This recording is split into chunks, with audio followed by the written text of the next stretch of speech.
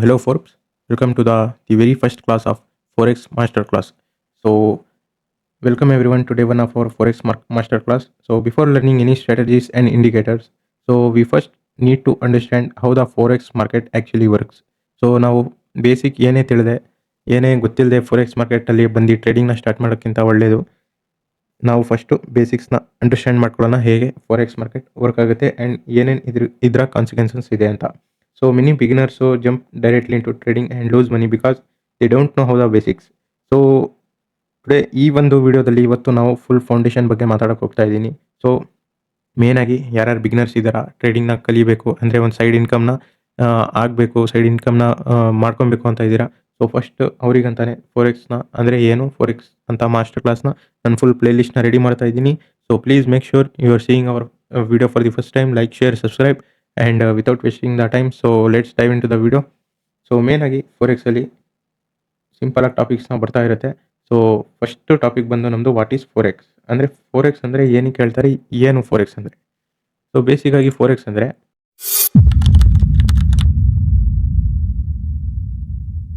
ಹೆಸರು ಹೇಗೆ ಬಂತು ಅಂತ ಫಸ್ಟ್ ತಿಳಿಸ್ಕೊಡ್ತೀನಿ. ಫೋರೆಕ್ಸ್ ಅಂದಿದ್ದು ಫಾರಿನ್ ಎಕ್ಸ್ಚೇಂಜ್ ಅಂತ ಹೇಳ್ತಾರೆ. ಸೊ ಫಾರಿನ್ ಎಕ್ಸ್ಚೇಂಜ್ನ ಫೋರೆಕ್ಸ್ ಅಂತ ಮಾಡಿದ್ದಾರೆ. ಅಂದರೆ ಎಫ್ ಒ ಆರ್ ಅನ್ನೋದು ಫಾರಿನ್ ಅಂತ, FOREIGN ಫಾರಿನ್ನಿಂದ FORನ ತೆಗ್ದಿದ್ದಾರೆ ಆ್ಯಂಡ್ ಎಕ್ಸ್ಚೇಂಜ್ EX ಅಂದರೆ ಎಕ್ಸ್ಚೇಂಜನ್ನು ಸೇರಿಸಿದ್ದಾರೆ. Foreign FOR foreign plus exchange EX for ex, ಈ ಥರ ಇದ್ರ ಹೆಸರು ಬಂದಿರೋದು. ಫಾರಿನ್ ಎಕ್ಸ್ಚೇಂಜಿಗೆ ಸೇರಿಸಿ ಮಾಡಿರೋದು ಫೋರೆಕ್ಸ್ ಅಂತಾರೆ. ಸೊ ಫೋರೆಕ್ಸ್ ಇದು ಒಂದು world largest financial markets. So ವರ್ಲ್ಡಲ್ಲಿ ಭಾಳ ದೊಡ್ಡ ಲಾರ್ಜೆಸ್ಟ್ ಫೈನಾನ್ಷಿಯಲ್ ಮಾರ್ಕೆಟ್ ಬಂದು ಫೋರೆಕ್ಸ್ ಮಾರ್ಕೆಟ್. ಸೊ ಇದರ ಡೈಲಿ ಟ್ರೇಡಿಂಗ್ ವಾಲ್ಯೂಮ್ ಎಕ್ಸೀಡ್ ಆಗೋದು $7 ಟ್ರಿಲಿಯನ್. ಓವರ್ ಆಲ್ ಇಂಡಿಯಾ 3 ಸತಿ GDP ಆಗುತ್ತೆ. ಸೊ $7 ಟ್ರಿಲಿಯನ್ ಇದರ ಡೈಲಿ ಟ್ರೇಡಿಂಗ್ ವಾಲ್ಯೂಮ್ ಆಗಿರುತ್ತೆ. So forex is the exchange of one currency for another. ಅಂದರೆ ಸಿಂಪಲಾಗಿ ಏನು ಹೇಳಬೇಕಂದ್ರೆ ಫೋರೆಕ್ಸು ಒಂದು ಎಕ್ಸ್ಚೇಂಜ್ ಆಗುತ್ತೆ ಒಂದು ಕರೆನ್ಸಿ ಮತ್ತು ಇನ್ನೊಂದು ಕರೆನ್ಸಿ ಜೊತೆ. ಸೊ ಫಾರ್ ಎಕ್ಸಾಂಪಲ್ ಈಗ ನೀವು ಇಂಡಿಯನ್ ರುಪಿ INRನ US ಡಾಲರ್ ಜೊತೆ ಎಕ್ಸ್ಚೇಂಜ್ ಮಾಡ್ತಿದ್ದೀರಾ, ಸಿಂಪಲ್. ಸೊ ಇದರಲ್ಲಿ ಏನಾಗುತ್ತೆ ಅಂದರೆ ಇಂಡಿಯನ್ ರುಪಿನ for US dollar before travelling ನೀವು ಪಾರ್ಟಿಸಿಪೇಟ್ ಮಾಡ್ತಿದ್ದೀರಾ ಫೋರೆಕ್ಸ್ ಮಾರ್ಕೆಟಲ್ಲಿ. ಅಂದರೆ ಈಗ ನೀವು ಇಂಡಿಯಾದಿಂದ US ಟ್ರಾವೆಲ್ ಮಾಡ್ತಿದ್ದೀರಾ, ಬಟ್ USDಯಲ್ಲಿ INR ನಡೆಯಲ್ಲ. ಸೊ ಅದಕ್ಕೆ ನೀವೇನು ಮಾಡ್ತೀರಾ INRನ USDಗೆ ಎಕ್ಸ್ಚೇಂಜ್ ಮಾಡ್ತೀರಾ. ಓಕೆ, ಸೊ USDಗೆ ಎಕ್ಸ್ಚೇಂಜ್ ಮಾಡ್ತೀರಾ. ಸೊ ಫಾರ್ ಎಕ್ಸಾಂಪಲ್ ನಿಮಗೆ ಬೆಸ್ಟ್ ಈಸಿ ವೇಯಲ್ಲಿ ಹೇಳ್ಕೊಟ್ಲ ಅಂದರೆ ಅಟ್ ಸಮ್ ಪಾಯಿಂಟ್ ಅಂದರೆ ಒಂದು ವರ್ಷ 1 ಇಯರ್ ಬ್ಯಾಕ್ ಸಿಂಪಲಾಗಿ ನೋಡ್ಬೋದು ನೀವು.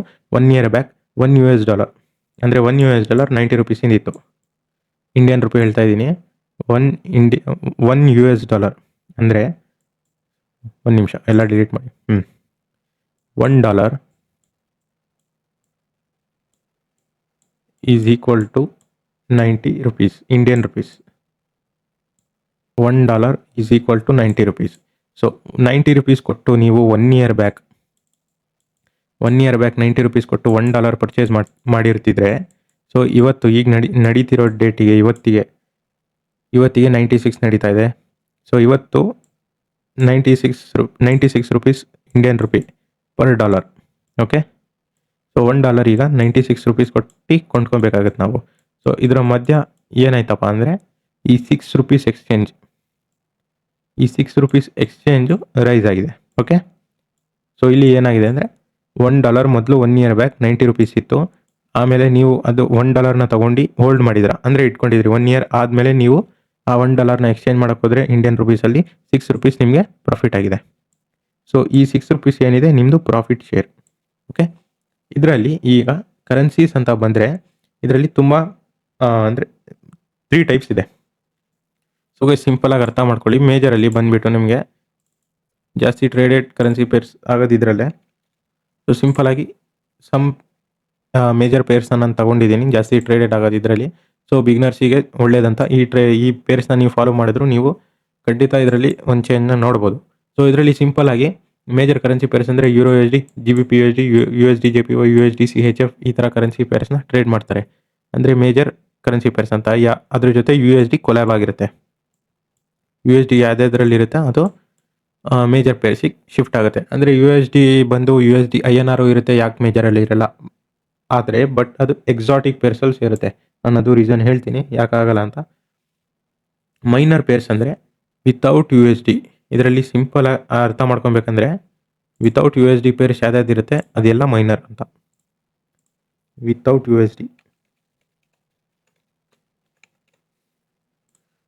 USD ಬರೋದೆಲ್ಲ ಮೈನರ್ ಅಂತ. ಸೊ ಎಕ್ಸಾಟಿಕ್ ಪೇರ್ಸ್ ಅಂತ ಬರುತ್ತೆ. ಸೊ ಈಗ ಇಲ್ಲಿ ಮಾತಾಡಿದೆ ನಾನು ಎಕ್ಸಾಟಿಕ್ ಪೇರ್ಸ್ ಬಗ್ಗೆ. ಸೊ ಇದರಲ್ಲಿ ಒಂದು ಮೇಜರ್ ಕರೆನ್ಸಿ ಪೇರ್ ಆಗಿರುತ್ತೆ with A developing country currency. ಅಂದರೆ ಒಂದು ಮೇಜರ್ ಕರೆನ್ಸಿ ಒಂದು ಡೆವಲಪಿಂಗ್ ಕಂಟ್ರಿ ಕರೆನ್ಸಿ ಜೊತೆ ಪೇರ್ ಆಗಿರುತ್ತೆ. ಸೊ ಇಷ್ಟೇ ಎಕ್ಸಾಟಿಕ್ಕು. ಸೊ ಇದು ಅರ್ಥ ಆಗಿದೆ ಅಂದ್ಕೊಂಡಿದ್ದೀನಿ ನಾನು, major, minor and exotic. So ಇಷ್ಟೇ ಸಿಂಪಲ್ ಆಗಿರೋದು ಇದರಲ್ಲಿ. ಸೊ ನಾವು ಜಾಸ್ತಿ ಫೋಕಸ್ ಮಾಡೋದು ಮೇಜರ್ ಮೇಲೆ. ಸೊ ಇದೆಲ್ಲ ಡಿಲೀಟ್ ಮಾಡಿಬಿಡೋಣ. ಎಕ್ಸಾಟಿಕ್ಕು ಇದೆಲ್ಲ ನಮಗೆ ಬೇಡ, ಮೈನರ್. ಸೊ ಇದು ನಮ್ಮದಾಗಿರುತ್ತೆ ಮೇಜರ್. ನಮ್ಮದು ಫೋಕಸ್ ಜಾಸ್ತಿ ಇರೋದು ಇದ್ರ ಮೇಲೆ. Euro USD, GBP USD, USD JPY, USD CHF and ಕಮಾಡಿಟೀಸಲ್ಲಿ ಗೊತ್ತೇ ಇದೆ, ಗೋಲ್ಡ್, ಸಿಲ್ವರ್ ಎಲ್ಲ ಟ್ರೇಡ್ ಆಗುತ್ತೆ. ಸೊ ಇದಾಗಿತ್ತು ನಮ್ಮದು ಕರೆನ್ಸಿ ಪೇರ್ಸ್ ಫೋರೆಕ್ಸ್. ಸೊ ಈಗ ಕರೆನ್ಸಿ ಪೇರ್ಸಲ್ಲಿ ಒಂದು ಸ್ವಲ್ಪ ಅಡ್ವಾನ್ಸ್ ಆಗಿ ಹೋಗೋಣ ನಾವು. ಸೊ ಇಷ್ಟು ಅರ್ಥ ಆಗಿಬಿಟ್ಟಿದೆ ನಿಮಗೆ ವಾಟ್ ಈಸ್ ಫೋರೆಕ್ಸ್ ಅಂದರೆ ಏನು, ಅದರಲ್ಲಿ ಯಾಕೆ ಎಷ್ಟು ಡೈಲಿ ವಾಲ್ಯೂಮ್ ಇದೆ ಫೋರೆಕ್ಸಲ್ಲಿ, ಯಾಕೆ ಜನ ಫೋರೆಕ್ಸಿಗೆ ಶಿಫ್ಟ್ ಆಗ್ತಾ ಇದ್ದಾರೆ, ಯಾಕೆ ಏನು ಅಂತ. ಬಟ್ ಈಗ ನಾವು ನೋಡ್ಕೊಂಡಿದ್ದೀವಿ ಯಾವ್ಯಾವ ಪೇರ್ಸ್ ಟ್ರೇಡ್ ಆಗುತ್ತೆ, ಮೇಜರ್, ಮೈನರ್, ಎಕ್ಸಾಟಿಕ್ ಅಂತ. ಆ್ಯಂಡ್ ಈಗ ಮೇಜರ್, ಎಕ್ಸಾಟಿಕ್ ಎಲ್ಲ ತಿಳ್ಕೊಂಡಾಗಿದೆ. ಈಗ ಈ ಕರೆನ್ಸಿನ ಕೋರಿಲೇಷನ್ನ ಅರ್ಥ ಮಾಡ್ಕೊಳ್ಳೋಣ ನಾವು.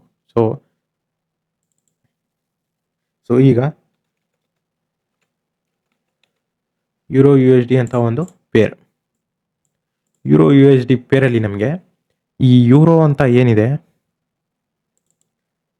ಈ ಯೂರೋ ಅಂತ EUR, ಬರೀ ಯೂರೋನ ಫೋಕಸ್ ಮಾಡಿ, USD ಬಿಟ್ಟಾಕಿ ಈಗ ಸದ್ಯಕ್ಕೆ. ಈ ಯೂರೋ ಅನ್ನೋದು ಏನಿದೆ ಇದು ಬಂದ್ಬಿಟ್ಟು ನಮ್ಮದು ಬೇಸ್ ಕರೆನ್ಸಿ. ಎಲ್ಲರೂ ಒಂದು ಬುಕ್ಕು ಪೆನ್ನು ಇಟ್ಕೊಂಡು ನೋಟ್ ಮಾಡ್ಕೊಬೇಕಂತ. ಇದು ಬಂದ್ಬಿಟ್ಟು ನಮ್ಮದು ಬೇಸ್ ಕರೆನ್ಸಿ.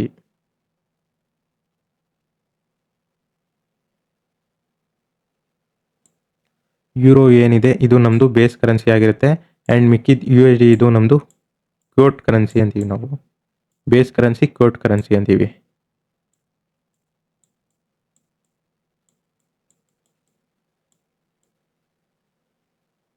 ಸೊ ಎಲ್ಲರೂ ನೋಟು ಪೆನ್ ಬುಕ್ಕು ತಗೊಂಡು ನೋಟ್ ಮಾಡ್ಕೊಳ್ಳಿ. ಇದೆಲ್ಲ ಭಾಳ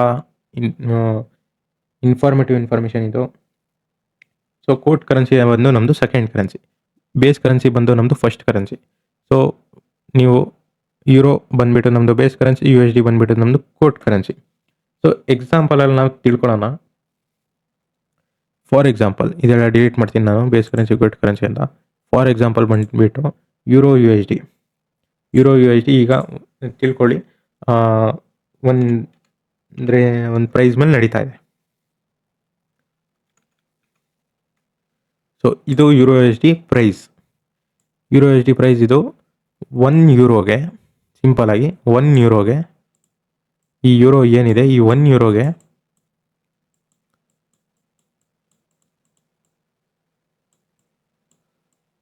$1.17. ಅಂದರೆ ನೀವು ಬೈ ಮಾಡೋಕ್ಕೆ ಹೋದರೆ ಯೂರೋ USD ಸಿಂಪಲಾಗಿ ಒಂದು ಟ್ರೇಡ್ನ ಪಂಚ್ ಮಾಡ್ತಿದ್ದೀರಾ ಅಂದರೆ, 1 ಯೂರೋನ ನೀವು ಬೈ ಮಾಡ್ತಿದ್ದೀರಾ ಅಂದರೆ ನೀವು ಅಲ್ಲಿ $1.17 ಪೇ ಮಾಡ್ತಾ ಇದ್ದೀರಾ ಅಂತ. ಅರ್ಥ ಆಗಿದೆ ಅಂದ್ಕೊತಿದ್ದೀನಿ. ಅರ್ಥ ಆಗಿದ್ದಿಲ್ಲ ಅಂದರೆ ಕಮೆಂಟಲ್ಲಿ ಕಮೆಂಟ್ ಮಾಡಿ, ನಮಗೆ ಯಾವ ಪಾರ್ಟ್ ಅರ್ಥ ಆಗಿಲ್ಲ ಇಂದ ಅದನ್ನು ನಾನು ಕ್ಲೀನಾಗಿ ಮತ್ತೆ ತಿಳಿಸ್ತೀನಿ. ಓಕೆ. ಸೊ 1 ಯೂರೋ, ಬರೀ ಯೂರೋನ ತಗೊಳ್ಳಿ. 1 ಯೂರೋನ ನಾವು ಬೈ ಮಾಡೋಕ್ಕೆ ಹೋದರೆ, ಬೈ ಅಥವಾ ಸೆಲ್ ಮಾಡೋಕ್ಕೆ ಹೋದರೆ ಸಿಂಪಲಾಗಿ ಈ ನಡೀತಿರೋ ಪ್ರೈಸ್ ಇದು ನಾನು ಫಾರ್ ಎಕ್ಸಾಂಪಲ್ ತಗೊಂಡಿರೋದು 1.1700 ಇದೆ ಈ ಪ್ರೈಸ್. ಇದನ್ನು $1.17 ನಾವು ಪೇ ಮಾಡ್ತಾ ಇದ್ದೀವಿ, ಅಂದರೆ ಬೈ ಮಾಡ್ತಿದ್ದೀವಿ ಅಥವಾ $1.17 ಸೆಲ್ ಮಾಡ್ತಾ ಇದ್ದೀವಿ ಅಂತ 1 ಯೂರೋ ಮೇಲೆ ಕೋರಿಲೇಷನ್ ಆಗಿರುತ್ತೆ ಇದು. ಸೊ ಇದಾಗಿತ್ತು ನಮ್ಮದು ಸಿಂಪಲ್ ಬೈ ವರ್ಸಸ್ ಸೆಲ್. ಈಗ ನೀವು ಬೈ ಅಂದರೆ buy when expecting price to rise, ಅಥವಾ ಸೆಲ್ ಅಂದರೆ when expecting price to fall. So ಇದರಲ್ಲಿ ಇದಾಗಿತ್ತು ನಮ್ಮದು ಸಿಂಪಲ್ ಆಗಿ ಕರೆನ್ಸಿ ಕೋರಿಲೇಷನ್ ಮೇಜರ್ ಪೇರ್ಸಲ್ಲಿ. ಸೊ ಈಗ ನಾವು ಸಿಂಪಲ್ ಆಗಿ ಅರ್ಥ ಮಾಡ್ಕೊಳ್ಳೋಣ, ಈ ಓವರ್ ಆಲ್ ಮಾರ್ಕೆಟ್ ಯಾರು ನಡೆಸ್ತಾರೆ, ಯಾರ ಹ್ಯಾಂಡ್ ಓವರಲ್ಲಿ ಎಷ್ಟು ಜನ ಸೇರ್ಕೊಂಡಿರ್ತಾರೆ ಇದರಲ್ಲಿ ಅಂತ. ಸೊ ಸಿಂಪಲ್ ಆಗಿ ಏನು ಮಾಡಬೇಕಂದ್ರೆ, ಫೋರೆಕ್ಸ್ ಮಾರ್ಕೆಟ್ ಒಂದು ಲಾರ್ಜ್ ಮಾರ್ಕೆಟ್. ಅದರಲ್ಲಿ central banks, commercial banks, hedge funds, institutions ಎಲ್ಲ ಇರ್ತಾರೆ. ಬಟ್ 0.5% ಯಾರು ಇರ್ತಾರೆ ಅಂದರೆ ರಿಟೇಲರ್ಸ್. ನಮ್ಮಂಥ ನಿಮ್ಮಂಥ ಟ್ರೇಡರ್ಸು 0.05% ಇರ್ತಾರೆ ಅಷ್ಟೇ. ಅದು ಮಿಕ್ಕಿದ್ದು ಬಿಟ್ಟು ಎಲ್ಲ ಹ್ಯಾಂಡ್ ಓವರ್ ಇರೋದೆ proper hedge funds, central banks, hedge funds. So ಇದು hedge funds, institution, central banks, ಈ ಮೂರು ಏನಿದ್ದಾರೆ ರಿಟೇಲರ್ಸ್ನ ಬಿಟ್ಟು, ಈ ಮೂರು ಏನಿದ್ದಾರೆ ಇವರು ಹೆವಿ ಬಿಗ್ ಪ್ಲೇಯರ್ಸ್ ಅಂತೀವಿ ನಾವು ಇವರಿಗೆ. ಇವರು ಮಾರ್ಕೆಟ್ನ ನಡೆಸ್ತಾರೆ. ಸೊ ಇವ್ರು ರಿಟೇಲರ್ಸ್ ಏನು ಮಾಡ್ತಾರೆ, ಸ್ಮಾಲ್ ಕ್ವಾಂಟಿಟಿ 10 ಕೋಟಿ 20 ಕೋಟಿ ಏನು ನಿಮ್ಮದು ಇಲ್ಲಿ ಅಂದರೆ ವ್ಯಾಲ್ಯೂನೇ ಇರಲ್ಲ ಅಲ್ಲಿ, ಅದಕ್ಕಿಂತ $1 trillion ಇವರು ಎಕ್ಸಿಕ್ಯೂಟ್ ಮಾಡ್ತಾ ಇರ್ತಾರೆ ಪೊಸಿಷನ್ಸ್. ಸೊ ಓವರ್ ಆಲ್ ಮಾರ್ಕೆಟೇ $7 trillion ಗೊತ್ತಿದೆ, ಇನ್ನೂ ರೈಸ್ ಆಗ್ತಾನೆ ಇದೆ.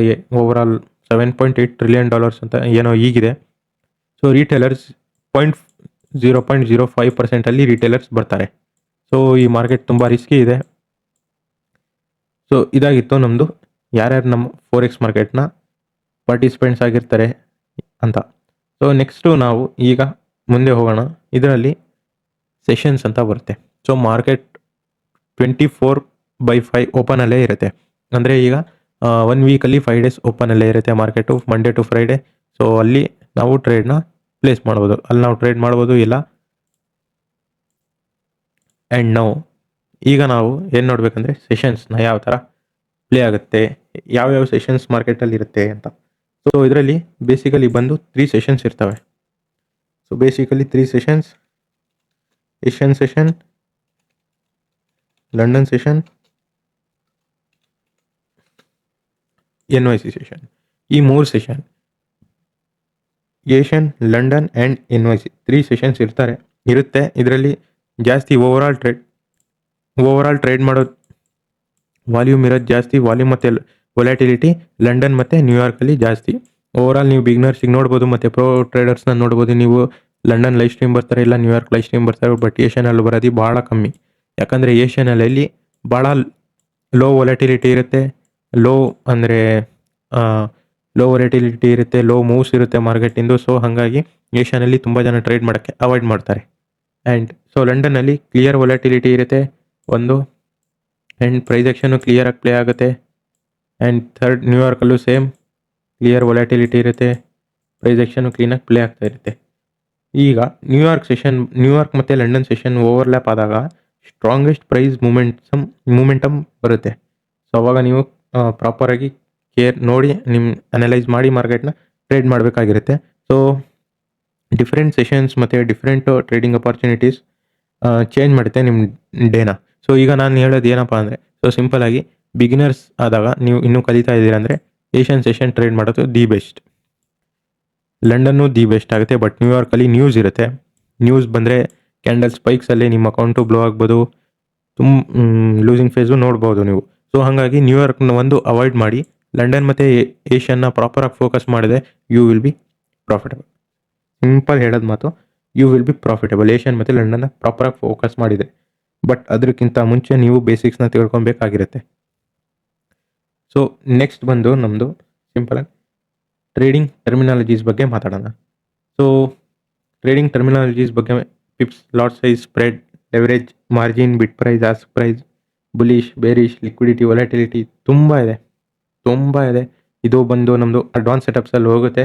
ನಾನು ಹೋಗ್ತಾ ಕ್ಲೀನಾಗಿ ನಾನು ನಿಮಗೆ ಅದ್ರದ್ದು ವಿಡಿಯೋ ಮಾಡಿ ಎಲ್ಲ ಅಪ್ಲೋಡ್ ಮಾಡ್ತೀನಿ. So make sure you have subscribe our channel. And next, so ಈಗ ನಾವು ಒಂದು ಸ್ಮಾಲ್ ಶಾರ್ಟಾಗಿ ಒಂದು ಸಮ್ಮರಿನ ಮಾಡ್ಕೊಂಬರೋಣ. ಸೊ ಏನೇನು ನಾವು ಫೋರೆಕ್ಸ್ ಮಾರ್ಕೆಟ್ ಮಾಸ್ಟರ್ ಕ್ಲಾಸಲ್ಲಿ ಡೇ 1 ಹೇಗೆ ನಮ್ಮದು ಏನೇನು ಕಲ್ತಿದ್ದೀವಿ, ಏನೇನು ನಾವು ಇದು ಮಾಡಿದ್ದೀವಿ ಅಂತ. ಸೊ ಫೋರೆಕ್ಸ್ ಅಂದರೆ ಏನು, ಹೇಗೆ ಫೋರೆಕ್ಸ್ ಎಕ್ಸಿಸ್ಟ್ ಆಗ್ತಿದೆ, ಆ್ಯಂಡ್ ಯಾವ ಥರ ಕರೆನ್ಸಿ ಪೇರ್ಸ್ನ ವರ್ಕ್ ಮಾಡಿದೆ, ಆ್ಯಂಡ್ ಬೇಸ್ ಅಂದರೆ ಏನು, ಕೋರ್ಟ್ ಅಂದರೆ ಏನು, ಕರೆನ್ಸೀಸು, ಬೈ ಸೆಲ್ ಕಾನ್ಸೆಪ್ಟ್ಸ್ನ ಅರ್ಥ ಮಾಡ್ಕೊಂಡಿದ್ದೀವಿ, ಮಾರ್ಕೆಟ್ ಪಾರ್ಟಿಸಿಪೆಂಟ್ಸ್ನ ಅರ್ಥ ಮಾಡ್ಕೊಂಡಿದ್ದೀವಿ, ಯಾರ್ಯಾರು ಪಾರ್ಟಿಸಿಪೇಟ್ ಮಾಡ್ತಾರೆ, like head fund, central banks, institutions, retailers. ಅಂದರೆ ಆ್ಯಂಡ್ ಎಸೆನ್ಷಿಯಲ್ ಫೋರೆಕ್ಸ್ ಟರ್ಮಿನಾಲಜೀಸ್ ಅಂದರೆ ಯಾವ್ಯಾವ ಸೆಷನ್ಸು ಏಷ್ಯನ್, ಲಂಡನ್, ನ್ಯೂಯಾರ್ಕ್ ಅವೆಲ್ಲ ಅರ್ಥ ಮಾಡ್ಕೊಂಡಿದ್ದೀವಿ. ಸೊ ನಾವು ಇಲ್ಲಿಗೆ ನನ್ನ ವೀಡಿಯೋನ ಮುಗಿಸ್ತಾ ಇದ್ದೀನಿ. ಸೊ ಮತ್ತೆ ನಾನು ಡೇ 2ನ ಕಂಟಿನ್ಯೂ ಮಾಡ್ತೀನಿ. ಸೊ ನಿಮಗೇನಾದರೂ ಡೌಟ್ ಇದ್ದರೆ ಕಮೆಂಟ್ ಸೆಕ್ಷನಲ್ಲಿ ಖಂಡಿತ ತಿಳಿಸಿ. ಮತ್ತೆ ನೆಕ್ಸ್ಟ್ ವೀಡಿಯೋ ಯಾವ ಟಾಪಿಕ್ ಮೇಲೆ ಮಾಡಲಿ ಅದನ್ನು ತಿಳಿಸಿ.